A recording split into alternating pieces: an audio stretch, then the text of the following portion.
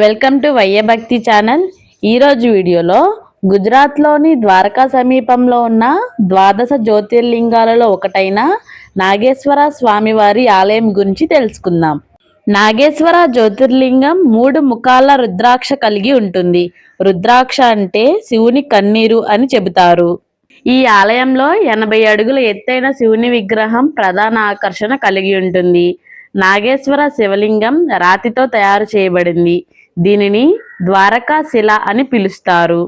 పురాణం ప్రకారం దారుకుడు అనే రాక్షస బాలుడు ఉండేవాడు. అతడికి దారుకా అడవికి వెళ్ళడానికి అనుమతి లేదు.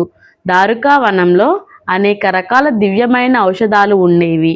కాబట్టి దారకుడు కఠోరమైన తపస్సు చేసి పార్వతీ తల్లిని ప్రసన్నం చేసుకుని రాక్షసులను శుభకార్యాల కోసం దారుకా వనానికి వెళ్లేలా వరం కోరాడు. ఆ రాక్షసుడి సత్కారాలకు పార్వతీ తల్లి సంతోషించి దారుకా వనానికి వెళ్లే వరం ఇచ్చింది. కానీ వరం లభించిన వెంటనే దారుకుడు మరియు ఇతర రాక్షసులు కలిసి దేవతల నుండి అడవిని లాక్కున్నారు. అలానే ఆ అడవిని పూజించడం కూడా మానేశారు. ఆ అరణ్యంలో సుప్రియ అనే శివభక్తురాలు దారుకుడి వద్ద బందీగా ఉండేది. సుప్రియ శివుని గురించి తపస్సు చేసి శివుడి నుండి రాక్షసుల నాశనం చేసే వరం కోరింది. తను గొప్ప భక్తురాలు సుప్రియను రక్షించడానికి పరమశివుడు దివ్యకాంతి రూపంలో ఒక రంధ్రం నుండి కనిపించాడు. మహాదేవుడు రాక్షసులను సంహరించాడు.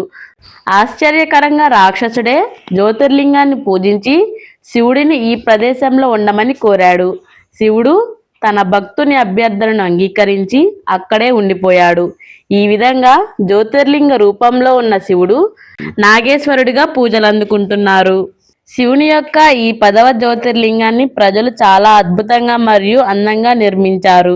ఆలయ అధికారులు నాగేశ్వర స్వామివారి ఆలయంలో ప్రధాన గర్భగుడిలో దిగువ స్థాయిలో శివుని జ్యోతిర్లింగాన్ని ప్రతిష్ఠించారు. ఈ జ్యోతిర్లింగంపై కళాకారులు పెద్ద వెండి సర్పాన్ని రూపొందించారు. వారు ఈ జ్యోతిర్లింగం వెనక పార్వతీమాత విగ్రహాన్ని కూడా ప్రతిష్ఠించారు. ఈ జ్యోతిర్లింగానికి అభిషేకం చేయాలనుకునే భక్తులు ఇక్కడి పూజారులను అభ్యర్థించవచ్చు మరియు తెల్లని వస్త్రాలను ధరించి అభిషేకం చేయవచ్చు. ఈ ఆలయాన్ని 1990లో గుల్షన్ కుమార్ నిర్మించాడు. ఈ ఆలయాన్ని దర్శించుకోవడం వలన సర్పదోషాలు, పాపాలు మొత్తం తొలగిపోతాయని భక్తులందరి నమ్మకం. ఈ ఆలయంలో మహాశివరాత్రి ఎంతో ఘనంగా చేస్తారు. మీరు కూడా ఒకసారి ఈ ఆలయాన్ని దర్శించుకోండి. ఈ వీడియో మీకు నచ్చినట్లయితే మా వయ్య భక్తి ఛానల్ని సబ్స్క్రైబ్ చేసుకోండి. ఈ వీడియో చివరి వరకు చూసినందుకు హృదయపూర్వక ధన్యవాదాలు.